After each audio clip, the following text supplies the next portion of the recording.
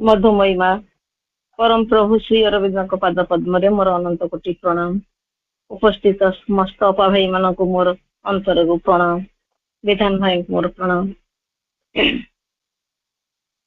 मातृ संगीत। दिन जाए राती बीते खोजी खोजी पाए ना सबु सीने देखे प्रभु तुम देखा हुए ना दिन जाए राती बीते खोजी खोजी पाए ना सबु सीना देखे प्रभु तुम देखा हुए ना फूले फूले खोजी बुले तुम रूप मधुरी सबुज गिरी कानने खोजे छवि तुम्हारी फूले फूले खोजी बुले तुम रूप मधुरी सबुज गिरी कानने खोजे छवि तुम्हारी दर्शन मागे खाली दर्शन मागे खाली आउ किछि चाहे ना सबु सीना देखे प्रभु तुम देखा हुए ना सबु सीना देखे प्रभु तुम देखा हुए ना तुम रंग खोजुछि मु सागर नीलिमारे तुम हस रहिछि कि रात्रिर जोछनारे तुम रंग खोजुछि मु सागर नीलिमारे तुम हस रहिछि कि रात्रिर जोछनारे मलय परस तुम मलय परस तुम परस की चाहे ना सबु सीना देखे प्रभु तुम देखा हुए ना सबु सीना देखे प्रभु तुम देखा हुए ना मो साथे की लुची छपी लुचकाली खेलुछ लागे मोते सबुथिरे तुमे लुची रहिछ मो साथे की छपी छपी लुचकाली खेलुछ लागे मोते सबुथिरे तुमे लुची रहिछ तथापि मो खोजिबारी तथापि खोजिबा मोर तुम लागि सरे ना सबु सीना देखे प्रभु तुम देखा हुए ना सबु सीना देखे प्रभु तुम देखा हुए ना दिन जाए राति बीते खोजी खोजी पाइला सबु सिना देखे प्रभु तुम देखा हुए ना सबु सिना देखे प्रभु तुम देखा हुए ना। ମା ସମସ୍ତଙ୍କୁ ପୁଣି ଥରେ ପ୍ରଣାମ। ବନ୍ଦେ ମାତରମ୍। ସୁନ୍ଦର ଆବୃତ୍ତି, ବହୁତ ବହୁତ ଧନ୍ୟବାଦ ବାପା। ବର୍ତ୍ତମାନ ଆମର ଆଲୋଚନାର ବିଷୟବସ୍ତୁ ରହିଛି ମାନବ ପ୍ରେମ ଓ ଦିବ୍ୟ ପ୍ରେମ। ଏ ବାବଦରେ ଆମର ନୂଆ ମୁହଁଟି ଆସୁଛି ଆମ ମାର୍ଶାଘାଇ ବ୍ଲକର ଶ୍ରୀ ଅରବିନ୍ଦ ମହିଳା ପାଠଚକ୍ରକୁ ମା ତାଙ୍କୁ କହିବାର ଉପଯୋଗୀ କରିଛନ୍ତି। ତେଣୁ ଆଲୋଚିକା ହେଲେ ଆରତୀ ସ୍ୱାଇଁ। ଅପା ବନ୍ଦେ ମାତରମ୍। ଆମ ଶ୍ରୀ ଅରବିନ୍ଦ ମହିଳା ପାଠଚକ୍ରକୁ ସ୍ୱାଗତ କରୁଛୁ। ଆରମ୍ଭ କର।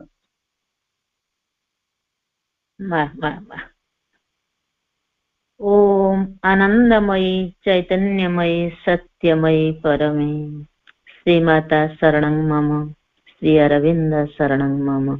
माँ करुणामयी माँ ओ परम प्रभु श्री अरविंद पाद पद्मरे मोर कोटि कोटि कृतज्ञता भरा प्रणाम। एही पाठचक्र रे उपस्थित थिबा समस्त गुरुजन माननको मोर भक्तिपूत प्रणाम जनाउछि। श्री अरविंद महिला पाठचक्र मार्शाघाई मुख्य संयोजिका पुष्प अपांको अनेक अनेक धन्यवाद सह शुभेच्छा जनाउछि। आजिर परिचालना दायित्व रे थिबा सम्मानिया पूज्या प्रिया सविता अपांको मोर हृदय भक्तिपूत प्रणाम। ओडिशार कोण अनुकोणरू जोग देइथिबा एही पाठचक्र रे मामा को भल पाउथिबा समस्त मातृप्रेमी भाई और अपा माननको सादर नमस्कार। समस्तनको शुभ अपराह्न और शुभ अभिनंदन। आज बहन करिथिबा गुरु दायित्व को माँ और प्रभु चरण रे अर्पण करछि एवं कृपा भिक्षा करुछि। माँ और प्रभु तांकर दिव्य उपस्थिति आम समस्तଙ୍କ ମଧ୍ୟରେ प्रदान करंतु। आपण मानक भितरे थिबा से धैर्यर फूलदानी रे तांकर करुणार बारी को ढाली दियंतु। आ मते किछि प्रेरणा दियंतु जहा द्वारा मो शब्द गुडी को साउंटी एक फूल तोड़ा तैयारी करी आपण मानक धैर्यर फूलदानी रे रखिया पई समर्थ होई पारे। माँ समस्तंको वंदे मातरम। माँ आज एक सुंदर विषय आम पई बाछि दैछंती ताहा हेउची मानव प्रेम आ दिव्य प्रेम। ए प्रेम विषय रे आमे समस्ते अवगत किछि ना किछि अल्प बहुत समस्ते जानिचंती। प्रेम को किछि आमे किंचित मात्रा रे अनुभव मध्य करिछे। यदि प्रेमर संज्ञा आमे निरूपण करिबा प्रथमे आम मन को आसीबो भल पाइबा शब्दटी। कारण भल पाइबा शब्दटी सुनिबा को भारी भल लागे आ बुझिबा को मध्य सहज लागे। सुनिबा आ बुझिबा जेतिकी सहज प्रकृत रे भल पाइबा ताठार बहुत कष्टकर।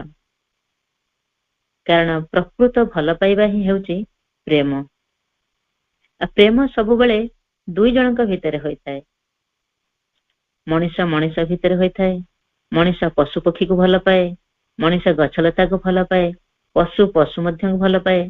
तेणु सब बेले दुई जनक भितरे प्रेम सृष्टि हुए। जदि जनक भितरे केतेबेले प्रेमर मंजीटीए पोता हो गला से प्रेम करि बसिला से प्रेम को आमे एक तरफा प्रेम बोली कहि थाउ।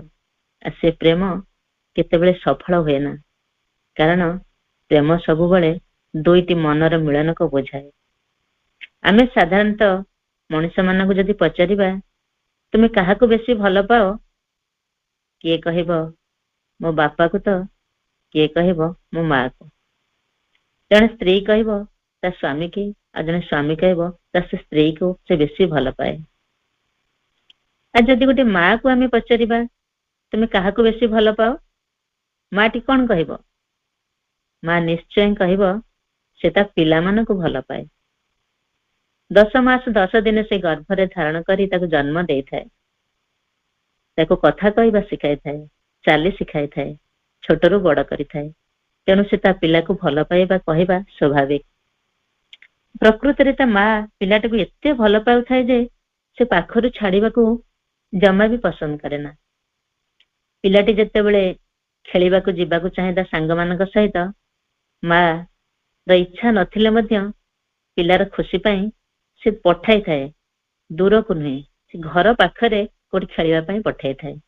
କାହିଁକି ନା ସେ ଯେତେ କାମ କରୁଥିଲେ ବି ମଝିରେ ମଝିରେ ତା ପିଲାଟାକୁ ଯାଇ ଟିକେ ସେ ଲକ୍ଷ୍ୟ କରୁଥିବ। ପିଲାଟା ଖୁସିରେ ଖେଳୁଛି ତ, କାଳେ ଦୁଷ୍ଟ ହେଉଛି କି କାଳେ କେତେବେଳେ ପଡିଗଲା କି।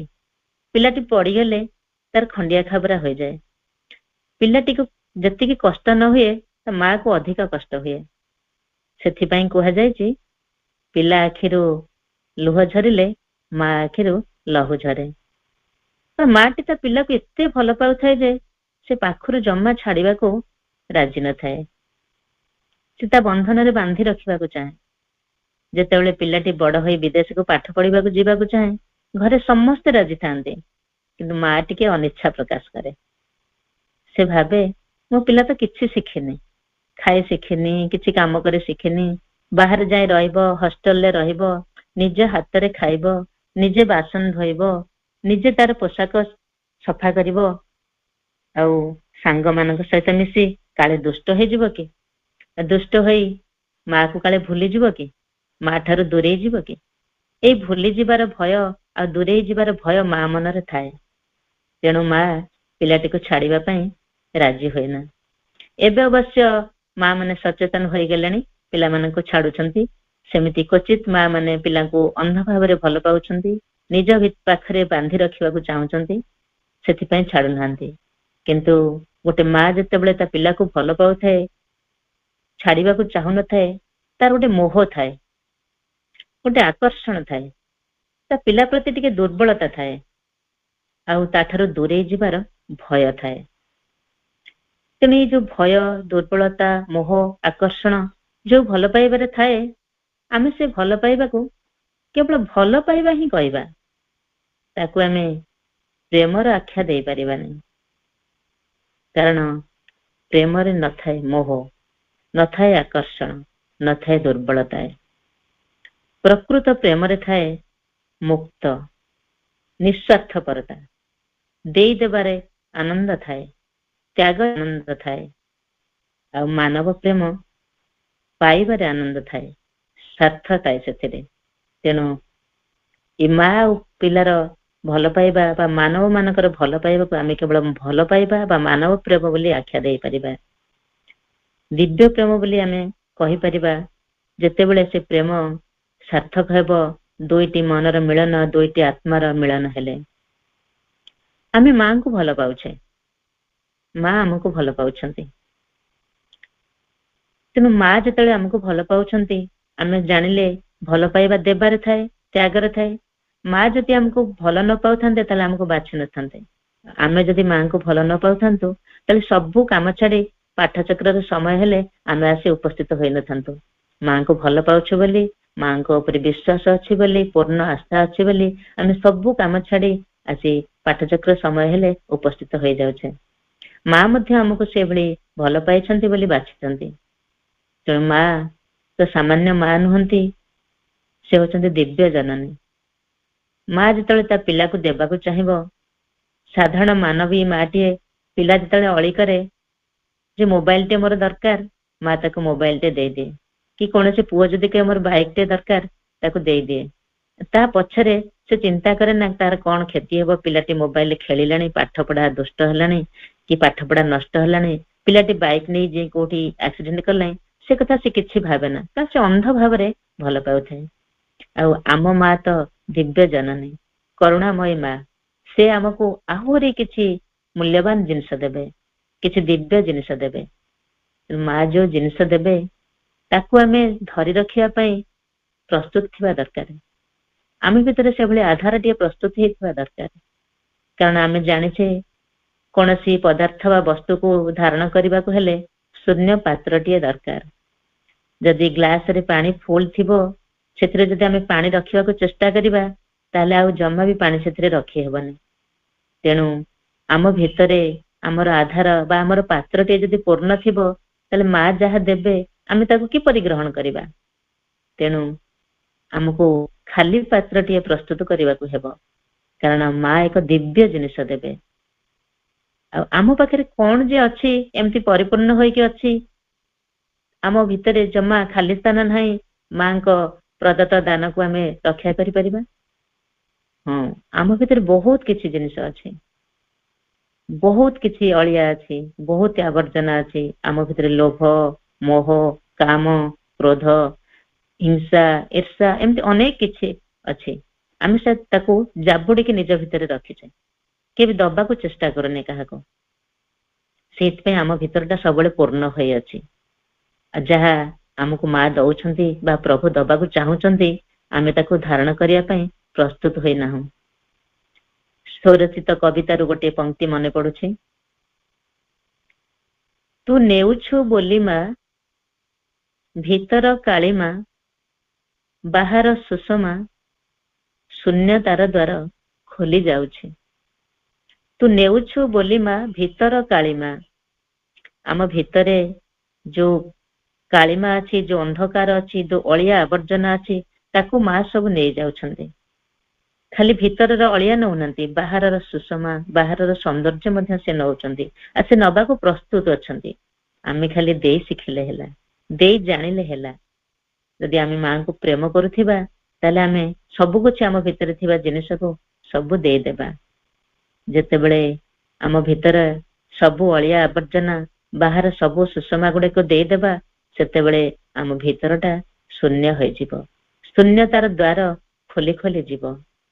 ଆମେ ଭାବିବାନି ଯେ ଏଇ ଯୋଉ ଅଳିଆ ଜିନିଷ ଆମେ ମାଙ୍କୁ ଦବାନି, କାରଣ ମାଙ୍କ ପାଖରେ ସେ ସବୁ ଜିନିଷ କିଛି ଭଲ ମନ୍ଦର ବିଚାର ନଥାଏ। ଏ ଖରାପ ଜିନିଷ ଯେତେବେଳେ ମାଙ୍କ ପାଖରେ ପହଞ୍ଚିଯିବ, ମାଙ୍କର ଦିବ୍ୟ ସ୍ପର୍ଶରେ ତାହା ଦିବ୍ୟ ହୋଇଯିବ, ସେ ଜିନିଷ ସବୁ ଦିବ୍ୟ ହୋଇଯିବ। ତେଣୁ ଆମେ ଖାଲି ଦବାର କଥା, ଦେଇ ଶିଖିବାର କଥା। ଆମେ ଯଦି ଦେଇଦେବା, ଆମ ଭିତରଟାକୁ ଶୂନ୍ୟ କରିଦେବା, ତାହେଲେ ମାଙ୍କର କରୁଣା ଆଉ ମା ଯାହା ବି ଦେବେ ତାକୁ ସବୁ ଆମେ ନିଜ ଭିତରେ ଧାରଣ କରିପାରିବା, ଯଦି ଆମେ ମାଙ୍କୁ ଭଲ ପାଉଛେ ଆଉ ବିଶ୍ୱାସ କରୁଛେ। ପ୍ରେମର ଆଖ୍ୟା ଅନେକ କିଛି ଅଛି। ଆମେ ଯଦି ଫୁଲକୁ ପଚାରିବା ପ୍ରେମର ଅର୍ଥ କଣ, ତାର ଫୁଲ କହିବ ସମର୍ପଣ। କାରଣ ଫୁଲ ସର୍ବଦା ସମର୍ପିତ, ସେ ଭଗବାନଙ୍କ ଚରଣରେ ହେଉ କି କାହାର ମଥାରେ ହେଉ କି କୌଣସି ପୂଜା ମଣ୍ଡପରେ ସାଜସଜ୍ଜାରେ ହେଉ, ଫୁଲ ସର୍ବଦା ସମର୍ପିତ। ତେଣୁ ଫୁଲକୁ ଯଦି ପ୍ରେମର ଅର୍ଥ ପଚରାଯାଏ, ସେ ସର୍ବଦା କହିବ ପ୍ରେମର ଅର୍ଥ ହେଉଛି ସମର୍ପଣ। ଯଦି ଗଛକୁ ପଚାରିବା ଆମେ ପ୍ରେମର ଅର୍ଥ କଣ, ଗଛ କହିବ ଉତ୍ସର୍ଗୀକୃତ ଜୀବନ। କାରଣ ଗଛ ତା ମଧ୍ୟରେ ଧାରଣ କରୁଥିବା ଫୁଲ, ଫଳ, ପତ୍ର ସବୁ କିଛି ଅନ୍ୟ ପାଇଁ ଉତ୍ସର୍ଗ କରିଦେଇଥାଏ, ନିଜ ପାଇଁ ସେ କିଛି ରଖିନଥାଏ। ତେଣୁ ତା ପାଇଁ ପ୍ରେମର ଅର୍ଥ ହେଉଛି ଉତ୍ସର୍ଗୀକୃତ ଜୀବନ। ଆମେ ଯଦି ନଦୀକି ପଚାରିବା ପ୍ରେମର ଅର୍ଥ କଣ, ନଦୀ କହିବ ଦୁଇ କୂଳର ମିଳନ। ଯଦି ପର୍ବତକୁ ପଚାରିବା ପ୍ରେମର ଅର୍ଥ କଣ, ପର୍ବତ କହିବ ନିଷ୍ଠୁରତାର ଲକ୍ଷଣ।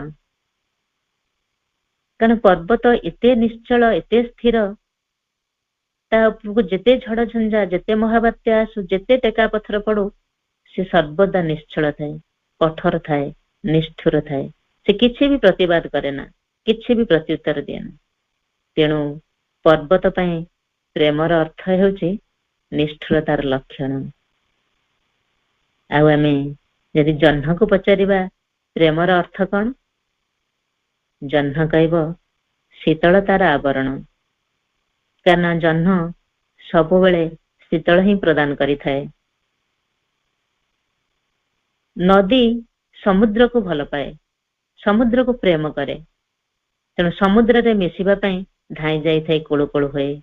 ସମୁଦ୍ରରେ ନିଜକୁ ହଜାଇ ଦିଏ, ମିଶାଇ ଦିଏ।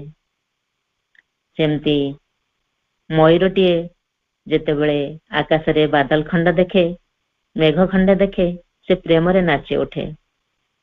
ଆଉ ଭଅଁରଟିଏ ଫୁଲରୁ ଫୁଲକୁ ପ୍ରେମ କରି ମଧୁ ସଂଗ୍ରହ କରିବା ପାଇଁ ଉଡି ବୁଲୁଥାଏ। ସେ ଯେତେବେଳେ ଫୁଲ ଭିତରେ ବସିଥାଏ, ମଧୁ ସଂଗ୍ରହ କରୁଥାଏ, ସେ ଜାଣିପାରେ ନା କେତେବେଳେ ସେ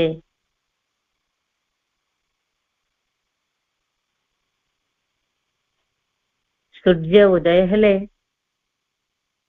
ପଦ୍ମ ଫୁଟେ, କାରଣ ପଦ୍ମ ସୂର୍ଯ୍ୟଙ୍କୁ ପ୍ରେମ କରେ। ଭଅଁରଟି ପଦ୍ମ ଫୁଲରେ ବସି ତା କେଶରରୁ ମଧୁ ସଂଗ୍ରହ କରୁ କରୁ ଏଭଳି ମଜି ଯାଇଥାଏ, କେତେବେଳେ ସୂର୍ଯ୍ୟ ଅସ୍ତ ହୋଇଯାଇଥାନ୍ତି ତାକୁ ଜଣା ପଡେ ନା।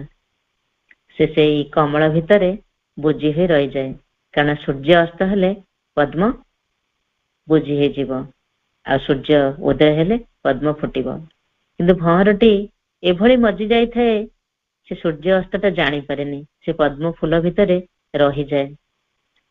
ଯେଉଁ ଭଅଁରଟି ଗୋଟେ ଶକ୍ତ କାଠ ଆପଣ ମାନେ ଦେଖିଥିବେ, ଆପଣ ମାନଙ୍କ ଘରର ଦୁଆର ବନ୍ଧ ଥିବ, ଦୁଆର ବନ୍ଧକୁ ଭଅଁରଟି କଣା କରି ଦେଇଥାଏ। ସେଇ ଭଅଁରଟି ଯିଏ ତାର ଶକ୍ତ ମନରେ ଏତେ ଶକ୍ତ କାଠକୁ କଣା କରିଦିଏ, ସେ କଣ ଚାହିଁଲେ ସେ ପଦ୍ମର କୋମଳ ପାଖୁଡାକୁ ଛିଦ୍ର କରି ବାହାରି ଆସନ୍ତାନି? ନା, ସେ ବାହାରି ଆସିବନି। ସେ ସେଇଠି ରହିବାକୁ ଭଲ ପାଏ, କାରଣ ସେ ପ୍ରେମରେ ବନ୍ଧା। ସେଇଠି ସେ ରହିକି ମଧୁ ସଂଗ୍ରହ କରେ, ସେ ରହିବାକୁ ଭଲ ପାଏ। ତେଣୁ ପ୍ରେମର ଅର୍ଥ ଅନେକ କିଛି ଆମେ ସମସ୍ତେ ଜାଣିଛେ, ଆଉ ଉପଲବ୍ଧି ମଧ୍ୟ କିଛି କିଛି କରିଛେ। ଆଉ ମୀରାବାଇଙ୍କ ପ୍ରେମ କଥା ତ ଆପଣ ମାନେ ସମସ୍ତେ ଜାଣନ୍ତି। ମୀରାବାଇ କିଭଳି କୃଷ୍ଣଙ୍କୁ ଭଲ ପାଉଥିଲେ, କୃଷ୍ଣଙ୍କୁ ନିଜର ଆରାଧ୍ୟ ବୋଲି ମାନି ନେଇଥିଲେ। ସେ ବିଷ ପାନ କଲେ ମଧ୍ୟ ବିଷ ତାଙ୍କ ଉପରେ କିଛି ଆସର ପକେଇ ନଥିଲା, କାରଣ ସେ କୃଷ୍ଣଙ୍କୁ ଏଭଳି ଭଲ ପାଉଥିଲେ, କୃଷ୍ଣଙ୍କୁ ପାଇଁ ନିଜ ଜୀବନ ଦେବାକୁ ବି ପ୍ରସ୍ତୁତ ଥିଲେ। ଆଉ ରାଧାକୃଷ୍ଣଙ୍କ ପ୍ରେମ, ରାଧାକୃଷ୍ଣଙ୍କ ପ୍ରେମ ତ ଅତୁଳନୀୟ, ଅବର୍ଣ୍ଣନୀୟ। ରାଧାକୃଷ୍ଣଙ୍କ ପ୍ରେମକୁ କାହାରି ସହିତ ତୁଳନା କରାଯାଇ ପାରିବ ନାହିଁ, ତାକୁ କେହି ବର୍ଣ୍ଣନା ହିଁ କରିପାରିବେନି।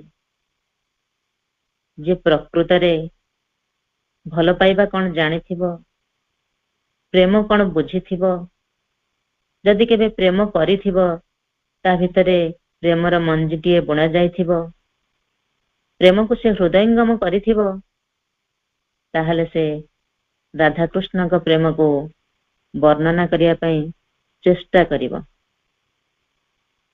କିନ୍ତୁ ଆମେ ତ ଛାର ମଣିଷ, ମନୁଷ୍ୟ ମାନେ ଜାଣିବା କଣ ପ୍ରକୃତ ପ୍ରେମର ଅର୍ଥ। ତେଣୁ ରାଧା ଏଭଳି ଶ୍ରୀକୃଷ୍ଣଙ୍କୁ ଭଲ ପାଉଥିଲେ, ଏଭଳି ଶ୍ରୀକୃଷ୍ଣଙ୍କ ପ୍ରେମରେ ନିଜକୁ ହଜେଇ ଦେଇଥିଲେ, ତାହାକୁ ବର୍ଣ୍ଣନା କରିବା ଆମ ମୁଖରେ ଶୋଭା ପାଇବନି। କାରଣ ରାଧା ତାଙ୍କର ପ୍ରତି କ୍ଷେତ୍ରରେ, ପ୍ରତି କର୍ମରେ, ପ୍ରତି ଚେତନାରେ ସେ କୃଷ୍ଣଙ୍କୁ ହିଁ ଭାବୁଥିଲେ, କୃଷ୍ଣଙ୍କୁ ହିଁ ଜପୁଥିଲେ, କୃଷ୍ଣଙ୍କୁ ହିଁ ମନେ ପକାଉଥିଲେ। ଯେକୌଣସି କାମ କରୁଥିଲେ ସେ କେବଳ କୃଷ୍ଣଙ୍କୁ ଭାବି ଭାବି ହିଁ କରୁଥିଲେ। ସବୁବେଳେ କାମ କଲା ବେଳେ ଅନ୍ୟମନସ୍କ ବି ରହୁଥିଲେ। ସେଥିପାଇଁ ତାଙ୍କ ଶାଶୁ ଆଉ ନଣନ୍ଦଙ୍କ ପାଖରୁ ଅନେକ ଗଞ୍ଜଣା ସହିବାକୁ ପଡୁଥିଲା। ତାଙ୍କର ସ୍ୱାମୀ ଚନ୍ଦ୍ରସେନାଙ୍କ ଠାରୁ ତାଙ୍କୁ ଅନେକ ତିରସ୍କାର ମଧ୍ୟ ସହିବାକୁ ପଡୁଥିଲା। ଯେତେ ତିରସ୍କାର, ଯେତେ ଅପମାନ, ସେ ସବୁକୁ ପଛରେ ପକାଇ କୃଷ୍ଣଙ୍କ ପ୍ରେମରେ ମାତି ରହୁଥିଲେ। କୃଷ୍ଣଙ୍କ ପ୍ରେମରୁ ତାଙ୍କୁ ନିଜକୁ ସେ କେବେ ନିବୃତ୍ତ ରଖୁନଥିଲେ, ସର୍ବଦା ସେ କୃଷ୍ଣଙ୍କ ପ୍ରେମରେ ମଜ୍ଜି ରହୁଥିଲେ।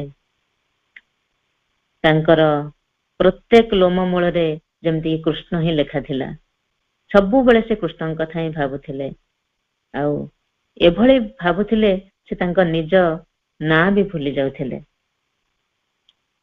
ଆମେ ଯେତେ କାମ କଲେ, ଯେତେ ଅଫିସ କାମରେ ବ୍ୟସ୍ତ ରହୁ, ଯେତେ ଘର କାମରେ ବ୍ୟସ୍ତ ରହୁ, ଯୋଉଠି ବି ଥାଉ, ଯୋଉ କାମରେ ବ୍ୟସ୍ତ ଥାଉ, ଆମ କି ପାଠ ଚକ୍ରରେ ଆମେ ଥାଉ, ଆମକୁ ଯଦି କିଏ ପଚାରିବେ ଯେ ତୁମ ନାଁ କଣ, ଆମେ କଣ ନାଁଟି ଭୁଲିଯିବା? ଆମେ ଆମ ନାଁ କହି, ଆମ ବାପାଙ୍କ ନାଁ କହି, ଆମ ଗାଁ ନାଁ କହି, ଆମ ଠିକଣା ବି କହିଦବା, ଆମେ ଯେତେ କାର୍ଯ୍ୟରେ ବ୍ୟସ୍ତ ଥିଲେ ମଧ୍ୟ। କିନ୍ତୁ ରାଧା କୃଷ୍ଣଙ୍କ ନାମ ଏଭଳି ଜପୁଥିଲେ, ଏଭଳି ତାଙ୍କ ପ୍ରେମରେ ବୁଡି ରହିଥିଲେ, ସେ ତାଙ୍କ ନିଜ ନାଁ ଭୁଲି ଯାଉଥିଲେ।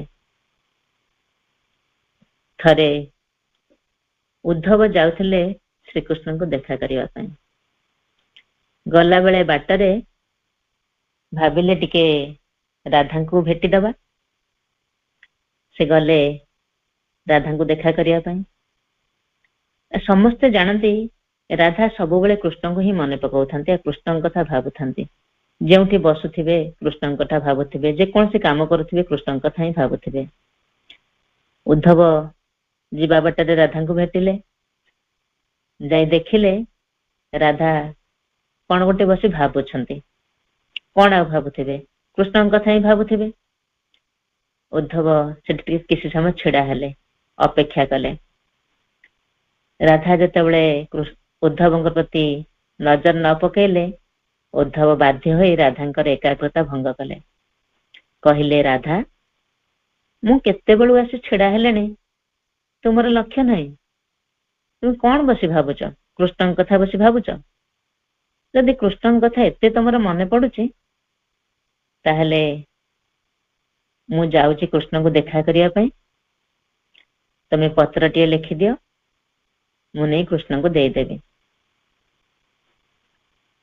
ରାଧା ଖୁସି ହେଇଗଲେ, କାରଣ କୃଷ୍ଣଙ୍କ ପାଖକୁ, ତାଙ୍କ ପ୍ରେମିକାଙ୍କ ପାଖକୁ, ତାଙ୍କ ପ୍ରଭୁଙ୍କ ପାଖକୁ ସେ ଚିଠି ଲେଖିବେ। ପୁଣି କି ଚିଠି? ପ୍ରେମ ପତ୍ରଟିଏ ଲେଖିକି ଦେବେ। ଆମେ ସାଧାରଣତଃ ଯେ ଚିଠି ଲେଖୁ, କି ଯୋଉ କାମ କରୁ, କି ଯୋଉ ପାଠଚକ୍ରରେ କହିବା ହେଉ, ଯେକୌଣସି କାର୍ଯ୍ୟ ଆରମ୍ଭ କଲା ମତେ ଆମେ ଟିକେ ପ୍ରଥମେ ଭାବୁଛେ, ତାପରେ କାର୍ଯ୍ୟଟିକୁ ଆରମ୍ଭ କରୁଛେ। ସେମିତି ରାଧା ପତ୍ରଟିଏ ଲେଖିବା ଆଗରୁ ଟିକେ ଭାବିଲେ। ଟିକେ ଭାବିଲେ କଣ, ସେ ଭାବୁକ ହିଁ ହୋଇଗଲେ। ସେ ଭାବୁକ ଭିତରେ ଚିଠି ଲେଖାଟି ଆରମ୍ଭ କରି କେତେବେଳେ ଶେଷ କରିଦେଲେ। ଆଉ ଚିଠି ଲେଖି ସାରି ଉଦ୍ଧବଙ୍କ ହାତକୁ ବଢାଇ ଦେଲେ। ଆମେ ମାନେ ଯଦି ଚିଠି ଲେଖିବା, ଯଦି କେବେ କାହାକୁ ଚିଠି ଲେଖି ଦେଇଥିବା ମନେ ପଡୁଥିବ, ନିଶ୍ଚୟ କରିଥିବା। କାରଣ ଆଗରୁ ତ ମୋବାଇଲ ନଥିଲା, ଆମେ ପୋଷ୍ଟାଲରେ ଚିଠି ପଠାଉଥିଲେ। ସମସ୍ତଙ୍କର ଏ ଅଭିଜ୍ଞତା ଥିବ ନିଶ୍ଚୟ। ଆମେ ଯେତେବେଳେ ଚିଠି ଲେଖୁଥିଲେ, ଚିଠି ଲେଖି ସାରି ତାକୁ 2 ଭାଙ୍ଗ ନହେଲେ 4 ଭାଙ୍ଗ କରୁଥିଲେ, ତାକୁ ଲଫାଫା ଭିତରେ ଭରୁଥିଲେ, ଆଉ ଲଫାଫାରେ ଟିକେ ଅଠା ଲଗେଇ ତାକୁ ସିଲ୍ କରୁଥିଲେ। ତାପରେ ଯାଇ ଆମେ ଚିଠିଟିକୁ କାହା ହାତରେ ଦଉଥିଲେ କିମ୍ବା ପୋଷ୍ଟାଲରେ ପକାଉଥିଲେ। ଏକଥା ସମସ୍ତେ ପ୍ରାୟ ଅନୁଭବ କରିଥିବେ। ଆମେ ଯୋଉ ଚିଠିଟିକୁ ଭାଙ୍ଗି ଭଙ୍ଗି ଲଫାଫା ଭିତରେ ପୁରେଇ ତା ଦେହରେ ଅଠା ମାରେ ସିଲ୍ କରି ଦଉଥିଲେ, କାରଣ ଆମର ଗୋଟେ ଭୟ ଥିଲା, କାଳେ ଚିଠିଟିକୁ କିଏ ଖୋଲି ପଢିଦେବ କି? ଚିଠିଟିରେ କଣ ଲେଖା ଅଛି କିଏ ଜାଣିଦେବ କି? ସେଥିପାଇଁ ଆମେ ଚିଠିଟିକୁ ସିଲ୍ କରିକିରି କାହା ହାତରେ ଦଉଥିଲେ, ନହେଲେ ପୋଷ୍ଟାଲରେ ପକାଉଥିଲେ। କିନ୍ତୁ ରାଧା ଏଠି ପ୍ରେମ ପତ୍ରଟିଏ ଲେଖିଛନ୍ତି। ତାଙ୍କ ଭିତରେ ଉଦ୍ଧବ ପଢିଦେବାର ଭୟ ନାହିଁ, କି କଣ ଲେଖା ହେଇଛି ଉଦ୍ଧବ ପଢିଦେଇ ଜାଣିଦେବାର ତ ଭୟ ନାହିଁ। ସେଥିପାଇଁ ସେ ଚିଠିଟିକୁ ଲେଖି ଉଦ୍ଧବଙ୍କ ହାତକୁ ବଢାଇ ଦେଲେ। ଉଦ୍ଧବ ଭାବିଲେ, ଏ ପ୍ରେମ ପାଗଳିନୀ ରାଧା କଣ ଲେଖିଛନ୍ତି ଟିକେ ନଜର ପକେଇଦବା।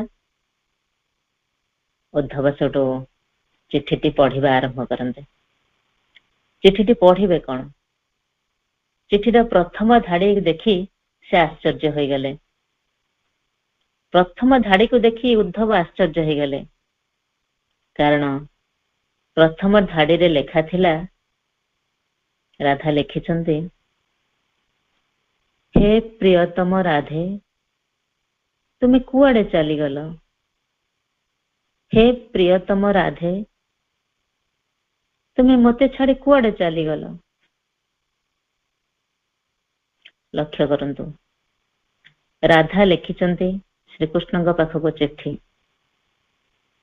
ଆଉ ସମ୍ବୋଧନ କରିଛନ୍ତି हे प्रिय राधे। ମାନେ ରାଧା ଲେଖୁଛନ୍ତି ଚିଠି ରାଧାଙ୍କ ପାଖକୁ। ତାଙ୍କ ନାଁ ରାଧା ବୋଲି ସେ ଭୁଲି ଯାଇଛନ୍ତି। ସେ ନିଜକୁ କୃଷ୍ଣ ବୋଲି ଭାବୁଛନ୍ତି, ସେଥିପାଇଁ ତାଙ୍କ ନାଁ ସେ ଭୁଲି ଯାଇଛନ୍ତି। କାରଣ ତାଙ୍କ ମନ ପ୍ରାଣ ଶରୀରରେ ସର୍ବଦା ସେ କୃଷ୍ଣଙ୍କୁ ହିଁ ଜପୁଥାନ୍ତି। ତାଙ୍କ ପ୍ରତ୍ୟେକ ଅଣୁକୋଷରେ କୃଷ୍ଣ ହିଁ ଲେଖା ଥାଏ। ଆଉ କୃଷ୍ଣଙ୍କ ପ୍ରେମରେ ସେ ପାଗଳ। କୃଷ୍ଣଙ୍କ ପାଖରେ ସେ ନିଜକୁ ହଜାଇ ଦେଇଥାନ୍ତି, ନିଜକୁ ବନ୍ଧା ପକେଇ ଦେଇଥାନ୍ତି। ତେଣୁ ସେ ନିଜେ ରାଧା ବୋଲି ଜାଣି ପାରୁନଥାନ୍ତି। ତେଣୁ ଯେତେବେଳେ ସେ ଚିଠିଟିଏ ଲେଖୁଥିଲେ, ସେ ସେତେବେଳେ କୃଷ୍ଣଙ୍କ ଚେତନାରେ ଥିଲେ। ସେ ନିଜକୁ କୃଷ୍ଣ ବୋଲି ଭାବୁଥିଲେ। ସେଇଥିପାଇଁ ଲେଖିଦେଲେ, ହେ ପ୍ରାଣ ପ୍ରିୟ ରାଧେ। ସେ ସବୁବେଳେ ଯୁଆଡେ ଚାହୁଁଥିଲେ, ଯାହା ବି ଦେଖୁଥିଲେ, ତାଙ୍କୁ କେବଳ କୃଷ୍ଣ ହିଁ ଦେଖା ଯାଉଥିଲେ। କୃଷ୍ଣଙ୍କ ବିନା ତାଙ୍କୁ ଆଉ ଅନ୍ୟ କିଛି ଦେଖା ଯାଉନଥିଲା, ଆଉ ଅନ୍ୟ କିଛି ହିଁ ସେ ଭାବୁନଥିଲେ। ଯେତେବେଳେ ରାଧା ଦର୍ପଣ ସାମ୍ନାରେ ଛିଡା ହୋଇ ନିଜକୁ ସଜେଇବାକୁ ଯାଆନ୍ତି, ଦର୍ପଣରେ ସେ ତାଙ୍କ ମୁହଁ ଦେଖି ପାରନ୍ତିନି। ଆମେ ସାଧାରଣ ଯେତେବେଳେ ମିରର ଆଗରେ ଛିଡା ହେଉଛୁ, କଣ ଦେଖୁଛେ? ଆମେ ନିଜର ପ୍ରତିବିମ୍ବ ଦେଖୁଛେ, କାରଣ ମିରରରେ ହିଁ ନିଜର ପ୍ରତିବିମ୍ବ ଦେଖାଯାଏ। କିନ୍ତୁ ରାଧା ଦର୍ପଣରେ ତାଙ୍କର ପ୍ରତିବିମ୍ବ ଦେଖି ପାରୁନଥିଲେ, ତାଙ୍କର ଚେହେରା ସେ ଦେଖି ପାରୁନଥିଲେ। କଣ ଦେଖୁଥିଲେ? ନା ଦେଖୁଥିଲେ ସେ ଶ୍ୟାମ ସୁନ୍ଦର କାଳିଆ କାହ୍ନୁ ମୟୂର ଚୁଳିଆ ଶ୍ରୀକୃଷ୍ଣଙ୍କୁ। ସେ ଯେତେବେଳେ ତାଙ୍କ ମଥାରେ କୁଙ୍କୁମ ଲଗାଉଥିଲେ, ସେ କୁଙ୍କୁମର ଛିଟା ଯାଇ ପଡୁଥିଲା ଶ୍ରୀକୃଷ୍ଣଙ୍କ ଉପରେ। ଶ୍ରୀକୃଷ୍ଣ ତାହା ଅନୁଭବ କରିପାରୁଥିଲେ, ଜାଣିପାରୁଥିଲେ ରାଧା ଏବେ ସଜ ହେଉଛନ୍ତି। ସେ ଦୂରରେ ଥିଲେ, ସେମାନଙ୍କର ଦୁଇଟି ଶରୀର ଥିଲା ସତ, କିନ୍ତୁ ଆତ୍ମାର ମିଳନ ହୋଇସାରିଥିଲା। ଆତ୍ମା ଥିଲା ଏକ। ସେଥିପାଇଁ ଯେତେ ଦୂରରେ ଥିଲେ ବି ଉଭୟ ଉଭୟଙ୍କୁ ଅନୁଭବ କରିପାରୁଥିଲେ, ଉଭୟ ପ୍ରେମକୁ ସେ ଅନୁଭବ କରିପାରୁଥିଲେ। ତାଙ୍କ ପାଇଁ ପ୍ରେମ ଏକ ବନ୍ଧନ ନଥିଲା, ସେ ମୁକ୍ତ ଭାବରେ ଛାଡି ଦେଉଥିଲେ ଶ୍ରୀକୃଷ୍ଣଙ୍କୁ। ଆମେ ମାନବ ପ୍ରେମରେ ଟିକେ ପୂର୍ବରୁ ଆଲୋଚନା କରିଥିଲେ, ମାନବ ପ୍ରେମରେ ଥାଏ ଗୋଟେ ବନ୍ଧନ, ଥାଏ ଗୋଟେ ମୋହ, ଗୋଟେ ଆକର୍ଷଣ। କିନ୍ତୁ ଦିବ୍ୟ ପ୍ରେମରେ ସମ୍ପୂର୍ଣ୍ଣ ଓଲଟା, ସେ ମୁକ୍ତ ଭାବରେ ଶ୍ରୀକୃଷ୍ଣକୁ ଛାଡି ଦେଉଥିଲେ। ଶ୍ରୀକୃଷ୍ଣ ଯେତେବେଳେ ବ୍ରଜନାରୀଙ୍କ ସହିତ ବା ବୃନ୍ଦାବନରେ କେଳି କରୁଥିଲେ, ରାସଲୀଳା କରୁଥିଲେ, ସେତେବେଳେ ରାଧା ଅତ୍ୟନ୍ତ ଖୁସି ହଉଥିଲେ। କାରଣ କୃଷ୍ଣଙ୍କର ଖୁସି ହଉଛି ରାଧାଙ୍କର ଆନନ୍ଦ। ତାଙ୍କ ଖୁସିରେ ଇଏ ଆନନ୍ଦ ପାଉଥିଲେ। ସେଥିପାଇଁ ସେ କୃଷ୍ଣକୁ ନିଜ ପାଖରେ ବାନ୍ଧି ରଖିବାକୁ ଚାହୁଁନଥିଲେ, ସେ ନିର୍ଦ୍ଦନ୍ଦରେ ଛାଡି ଦେଉଥିଲେ। ଆଉ କୃଷ୍ଣଙ୍କର ହସ ହସ ମୁହଁ ଦେଖିଲେ ରାଧାଙ୍କ ଭିତରେ ଗୋଟେ ପୁଲକିତ ଆନନ୍ଦ ଜାଗ୍ରତ ହୁଏ। ଆମେ ପୁଣି ସେ ମାନବ ପ୍ରେମକୁ ଟିକେ ଫେରିବା। ଆମେ ମନୁଷ୍ୟମାନେ ଯେତେବେଳେ ଗୋଟିଏ ସ୍ତ୍ରୀ କୌଣସି ପୁରୁଷ ସହିତ କଥା ହେଉଥିବ, ପୁରୁଷଟି ସେଠି ସ୍ତ୍ରୀକୁ ସନ୍ଦେହ କରେ, ବା କୌଣସି ପୁରୁଷ ଯଦି ଗୋଟେ ସ୍ତ୍ରୀ ଲୋକ ସହିତ ହସିକି ଦୁଇ ପଦ କଥା ହେଇଯିବ, ସ୍ତ୍ରୀ ଲୋକଟି ସେ ଆର ନାରୀକି ଈର୍ଷା କରିବ। ସେମିତି ଯୁବକ ଯୁବତୀ ମଧ୍ୟରେ ମଧ୍ୟ ସେ ଏକା କଥା ଘଟିଥାଏ। ଯଦି କୌଣସି ଯୁବକ ଗୋଟେ ଯୁବତୀକୁ ଭଲ ପାଉଥାଏ, ସେ ଯଦି ଅନ୍ୟ କୋଉ ପୁଅ ସହିତ କଥା ହୁଏ, ସେ ତାକୁ ସନ୍ଦେହ କରେ। ସେମିତି ଏକା ପ୍ରକାର, କାରଣ ମାନବ ପ୍ରେମରେ ଥାଏ ସନ୍ଦେହ, ଥାଏ କଳହ, ଥାଏ ଆକର୍ଷଣ, କିଛି ପାଇବାର ଆସକ୍ତି ଥାଏ। ସେଥିପାଇଁ ମାନବ ପ୍ରେମ ନିବିଡ଼ ହୋଇପାରେ ନା, ସେମାନଙ୍କ ଭିତରେ ପ୍ରେମଟା ଏତେ ସୁଦୃଢ ହୋଇପାରେ ନା। ସେଇଥିପାଇଁ ସେମାନଙ୍କର ବିଚ୍ଛେଦ ଘଟେ। ଆମେ ସମାଜରେ ଅନେକ ଘଟଣା ଘଟିଥିବାର ନଜର ଆମ ସାମ୍ନାରେ ଅଛି। ଅନେକ ଲୋକଙ୍କର ବିଚ୍ଛେଦ ହେଉଛି, ସେ ପୁଅ ଝିଅ ହୁଅନ୍ତୁ ବା ସ୍ୱାମୀ ସ୍ତ୍ରୀ ହୁଅନ୍ତୁ। କାରଣ ତାଙ୍କ ପ୍ରେମରେ ଥାଏ କିଛି ସ୍ୱାର୍ଥ, କିଛି ପାଇବାର ଆଶା, କିଛି ଲାଳସା। ସେଥିପାଇଁ ତାଙ୍କ ପ୍ରେମ ସେତିକି ଗଭୀରତର ନଥାଏ, ଯାହାଦ୍ୱାରା ସେମାନେ ତାଙ୍କର ମନର ମନକୁ ମିଳନ କରିପାରନ୍ତିନି କି ଆତ୍ମାରେ ଆତ୍ମାକୁ ମିଶାଇ ପାରନ୍ତିନି। ଜଣେ ଅନ୍ୟ ଜଣଙ୍କ ଠାରୁ ଅଲଗା ହୋଇଯାଏ। କିନ୍ତୁ ରାଧାଙ୍କର ସେମିତି ନଥିଲା। ରାଧା କୌଣସି ନାରୀକୁ କୌଣସି ଗୋପୀକୁ ଈର୍ଷା କରୁନଥିଲେ, ବରଂ ଖୁସି ହଉଥିଲେ, ଆନନ୍ଦ ପାଉଥିଲେ। ମାନବ କଥା ଛାଡନ୍ତୁ, ଦେବୀ ମାନେ ମଧ୍ୟ ରାଧାଙ୍କୁ ଈର୍ଷା କରୁଥିଲେ, କାରଣ ରାଧାଙ୍କର ପ୍ରେମ ଏତେ ଘନିଷ୍ଠ ଥିଲା, ଏତେ ପବିତ୍ରତା ଥିଲା ସେଥିରେ। କୃଷ୍ଣଙ୍କର 8 ପାଟବଂଶୀ ଅଛନ୍ତି, ଆପଣ ମାନେ ସମସ୍ତେ ଜାଣନ୍ତି। କୃଷ୍ଣଙ୍କର 8 ଜଣ ରାଣୀ ଅଛନ୍ତି। ସେମାନଙ୍କ ମଧ୍ୟରୁ ରୁକ୍ମିଣୀ ହେଉଛନ୍ତି ଶ୍ରେଷ୍ଠ ବା ପାଟରାଣୀ। ରୁକ୍ମିଣୀ ଦିନେ କୃଷ୍ଣଙ୍କୁ ପଚାରିଲେ, ସ୍ୱାମୀ, ତୁମ ନାଁ ଆଗରେ ରାଧାର ନାଁ କଣ ଲାଗୁଛି? ରାଧା ନାଁ ଲଗାଇ ସମସ୍ତେ ରାଧାକୃଷ୍ଣ ବୋଲି କହୁଛନ୍ତି। ରାଧା କଣ ମୋ ଠାରୁ ଏତେ ସୁନ୍ଦର? ମୁଁ ସୁନ୍ଦର ନୁହେଁ? ରାଧା କଣ ମୋ ଠାରୁ ଏତେ ବୁଦ୍ଧିମତୀ? ମୁଁ ବୁଦ୍ଧିମତୀ ନୁହେଁ? ତାହେଲେ ସମସ୍ତେ ରାଧାକୃଷ୍ଣ କାହିଁ ଜପୁଛନ୍ତି? କେହି ରୁକ୍ମିଣୀ କୃଷ୍ଣ ତ କହୁନାହାନ୍ତି, କେହି ସତ୍ୟଭାମା କୃଷ୍ଣ ତ କହୁନାହାନ୍ତି। ରାଧା ପାଖରେ ଏମିତି କଣ ଅଛି? ଏକଥା ଶ୍ରୀକୃଷ୍ଣ ଶୁଣିଲେ, ନୀରବ ରହିଲେ। ରାଧା ହେଉଛନ୍ତି ଶ୍ରୀକୃଷ୍ଣଙ୍କର ଜୀବନ, ତାଙ୍କର ସଖୀ, ତାଙ୍କର ଭକ୍ତ, ତାଙ୍କର ପ୍ରେମିକା। ପ୍ରେମିକାର ନିନ୍ଦା ଜଣେ ଶୁଣିବ ବା କେବଳ। ତେଣୁ ଶ୍ରୀକୃଷ୍ଣ କିଛି କହିଲେନି, ନୀରବ ରହିଲେ। ଆଉ ରୁକ୍ମିଣୀକୁ କଣ ବା କହିଥାନ୍ତେ? ସେ କଣ ବା ବୁଝିଥାନ୍ତେ? ତେଣୁ ତାଙ୍କର ମୁଣ୍ଡ ବ୍ୟଥା ଆରମ୍ଭ ହେଇଗଲା, ସେ ଅସୁସ୍ଥ ହେଲେ। ଏଇଠି ମା ଗୋଟେ କଥା କହିଛନ୍ତି, ରୁକ୍ମିଣୀଙ୍କ କଥାରୁ ମନେ ପଡୁଛି।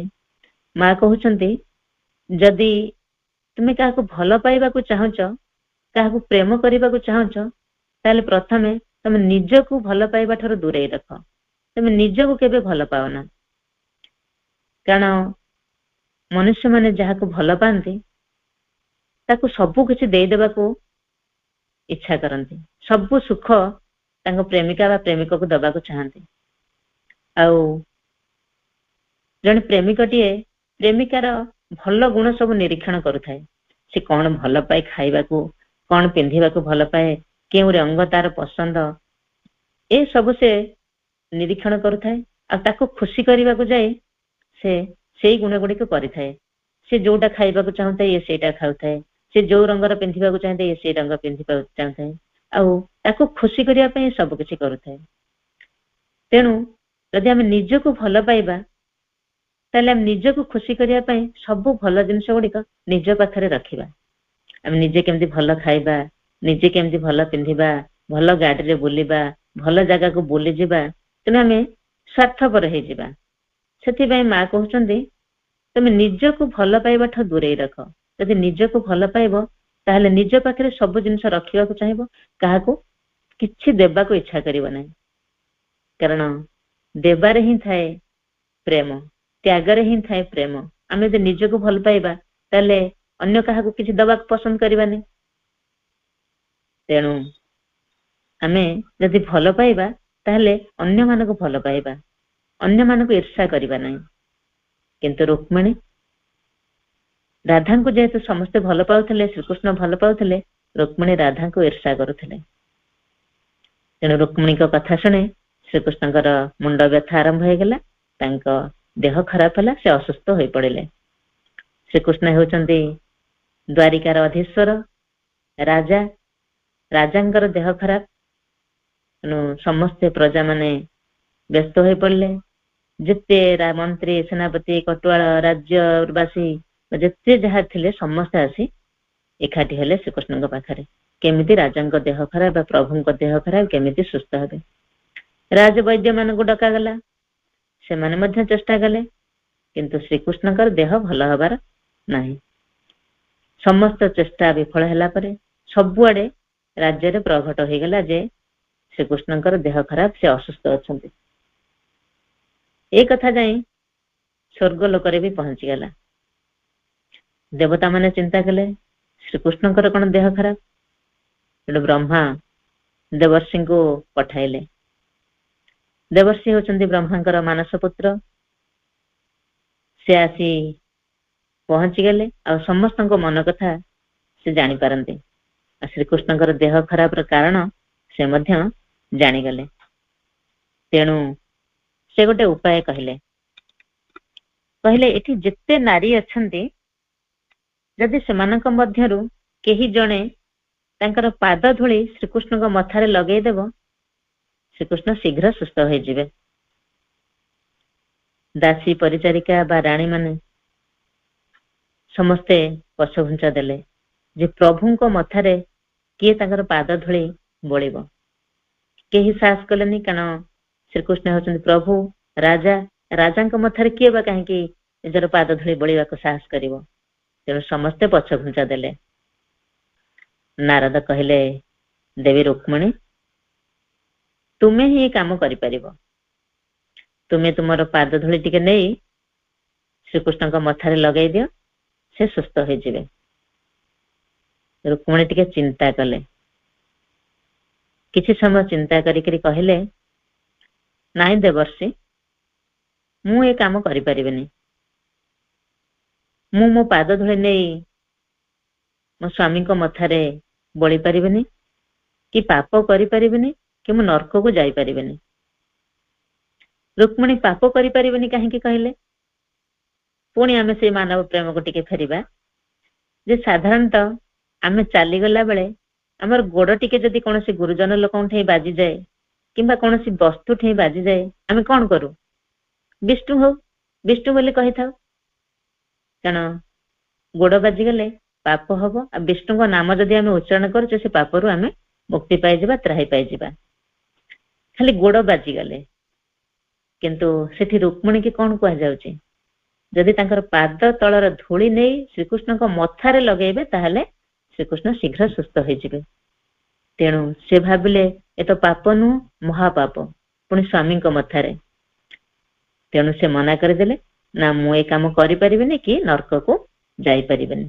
तांको चेतनारे से थिले से कहितले। कारण मीराबाई श्रीकृष्ण को आराध्य बोली मानि नै थिले। रुक्मिणी श्रीकृष्ण को स्वामी बोली मानि नै थिले। किंतु राधा ना स्वामी करथिले ना आराध्य बोली भाबिथिले। से थिले तांकर भक्त। से श्रीकृष्ण कृष्ण ही भाबुथिले। से तांको चेतनारे बुड़ी रहउथिले तांको प्रेम करुथिले तांको सखा बोली मानुथिले भक्त बोली तांकर हे जायथिले। शेषरे नारद कौन कले श्रीकृष्ण देह भल हेबा दरकार। रुक्मिणी ठारू एक कथा शुणी राधा पाखक खबर पठाइले। राधा जितेबले शुणिचंती श्रीकृष्ण देह खराब तत्क्षणात आसी पहुंची गले। राधा उपस्थित धार धार लुह बही जाउची द्वय नयनरु। पिंधा वस्त्र लुहरे भिजी गलाणी ओदा होई गलाणी।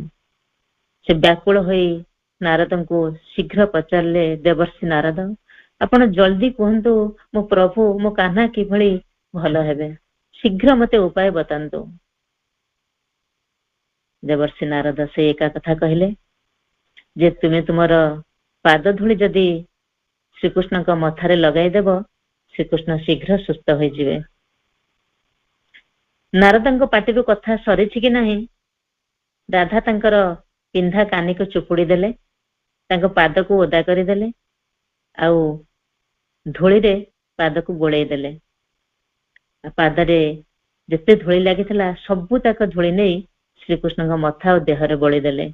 से किछि आग पछ विचार कलेनी किछि भाबिलेनी। श्रीकृष्ण सांगे सांगे सुस्थ हो गले। सतरे तो श्रीकृष्ण देह खराब नथिला कारण से होचंदी हटिया नागर कपटिया। से कपट करुथिले आउ रुक्मिणी के शिक्षा देवा लगे गोटे बाहाना करथिले। से जहाँ भी हो आम ये राधा को लक्ष्य करवा। राधा भितर केते सरलता थिला केते कोमलता थिला तांको मनरे की उदारता थिला। से भाविले मो सुखिला गोड़े काले अल्प धूली लगी अल्प धूली रे श्रीकृष्ण काले शीघ्र भल हेबेनी सेथिपई तांको पिंधा लेगा को से चुपुड़ी देले जो थे लुहरे भिजी जाइथिला जो लुगा से पानी झरी तांको पाद ओदा हो गला। आ ओदा पादरे अधिका धूली लगी गला। से अधिका धूली नहीं श्रीकृष्ण मथा और देहरे बोली देले। माने केते सरलतार तांकर केते सरल विश्वासित थिले। तेणु श्रीकृष्ण शीघ्र सुस्थ हो गले। ए दृश्य ରୁକ୍ମିଣୀ ଦେଖୁଥିଲେ।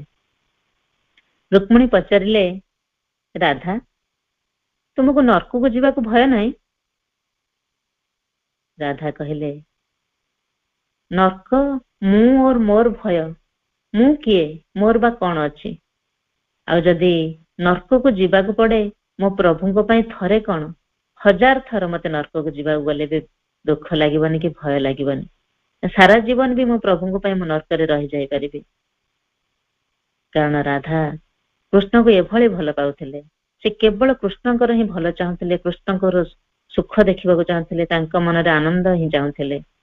କାରଣ ସେ କୃଷ୍ଣଙ୍କୁ ନିଜର ଯାହା କିଛି ଥିଲା, ନିଜେ ଯାହା ସବୁ କିଛି କୃଷ୍ଣଙ୍କ ଚରଣରେ ନିବେଦନ କରିଦେଇଥିଲେ ବା ଅର୍ପଣ କରିଦେଇଥିଲେ, ନିଜକୁ ସମ୍ପୂର୍ଣ୍ଣ ସମର୍ପିତ କରିଦେଇଥିଲେ। ତେଣୁ ଆମେ ସବୁବେଳେ ରାଧାଙ୍କ ପ୍ରେୟାର ବୋଲୁଛେ, ଖାଲି ଆମେ ବୋଲୁଛେ ଆଉ ଶୁଣୁଛେ। ରାଧାଙ୍କ ପରି ଟିକେ ଆମେ ଯଦି ସରଳ ବିଶ୍ୱାସୀ ହେଇଯିବା, ରାଧାଙ୍କ ପରି ମା ଓ ପ୍ରଭୁଙ୍କ ପାଖରେ ଆମ ନିଜକୁ, ଆମ ନିଜର ଯାହା କିଛି ଅଛି ସବୁକୁ ସମର୍ପଣ କରିଦେବା ବା ତାଙ୍କୁ ଆମେ ଧାରଣ କରିବା, ନିଜକୁ ତାଙ୍କ ପାଖରେ ବନ୍ଧା ପକେଇଦେବା, ତାହେଲେ ମା ଆଉ ପ୍ରଭୁ ଆମ ପାଇଁ ସବୁ କିଛି କରିଦେବେ। ଆମର କିଛି ଦୁଃଖ ରହିବନି, କିଛି ଯନ୍ତ୍ରଣା ରହିବନି, କିଛି ଅସୁବିଧା ରହିବନି। କେବଳ ତାଙ୍କୁ ଯଦି ଆମେ ପାଇଯିବା, କେବଳ ଆନନ୍ଦ ହିଁ ଆନନ୍ଦ ପାଇବା। ଯଦି ଆମେ ମାଙ୍କୁ ବିଶ୍ୱାସ କରୁଛେ ବା ଭରସା କରୁଛେ, ମାଙ୍କ ଉପରେ ବିଶ୍ୱାସ ଅଛି, ଆସ୍ଥା ଅଛି ତ। କାରଣ ଯେଉଁଠି ବିଶ୍ୱାସ ଅଛି ସେଠି ଭଲ ପାଇବା ଅଛି, ଯେଉଁଠି ଭଲ ପାଇବା ଅଛି ସେଠି ପ୍ରେମ ଅଛି, ଯେଉଁଠି ପ୍ରେମ ଅଛି ସେଠି ଶାନ୍ତି ଅଛି, ଯେଉଁଠି ଶାନ୍ତି ଅଛି ସେଠି ଆନନ୍ଦ ଅଛି, ଆଉ ଯେଉଁଠି ଆନନ୍ଦ ଅଛି ସେଠି କିଏ ଅଛନ୍ତି? ସେଠି ଭଗବାନ ଅଛନ୍ତି, ସେଠି ମା ଅଛନ୍ତି। ଯଦି ଆମେ ସେଇ ଭଗବାନଙ୍କୁ ବା ମାଙ୍କୁ, ପ୍ରଭୁଙ୍କୁ ପାଇଯିବା, ତାହେଲେ ଆମକୁ ସେଇ ଆନନ୍ଦ, ସେଇ ଶାନ୍ତି, ସେଇ ପ୍ରେମ, ସେଇ ବିଶ୍ୱାସ, ସେଇ ଭଲ ପାଇବା ସବୁ କିଛି ମିଳିଯିବ। ତେଣୁ ଆମକୁ ରାଧାଟିଏ ହେବାକୁ ଆମେ ଚେଷ୍ଟା କରିବା। ଯଦି ମାଙ୍କ ଉପରେ ପୂର୍ଣ୍ଣ ଆସ୍ଥା ଓ ବିଶ୍ୱାସ ରଖିବା, ଆଉ ଆମ ଚୈତ୍ୟ ଭାବଙ୍କୁ ନେଇ ଆମେ ନିଜକୁ ଖୋଲି ଧରିବା, ତାହେଲେ ମାଙ୍କର ଶକ୍ତି ସବୁ କିଛି କରିଦେବ। ଆମକୁ କେବଳ ସମ୍ମତି ଦେବାକୁ ହେବ, ନିଜକୁ ଉନ୍ମୋଚିତ ରଖି ଅଭିପ୍ସା କରିବାକୁ ହେବ, ଆଉ ତାଙ୍କ ଆଡକୁ ନିଜକୁ ଖୋଲିଦେବାକୁ ହେବ। ରାଧାଙ୍କ ଭଳି ନିଜକୁ ସମ୍ପୂର୍ଣ୍ଣ ଭାବେ ସମର୍ପଣ କରିଦେବାକୁ ହେବ। ଆଉ ମାଙ୍କ ପାଖରେ କୃପା ଭିକ୍ଷା କରିବା। ମା, ଆମେ ଖାଲି କହୁଛୁ ଆଉ ଶୁଣୁଛୁ,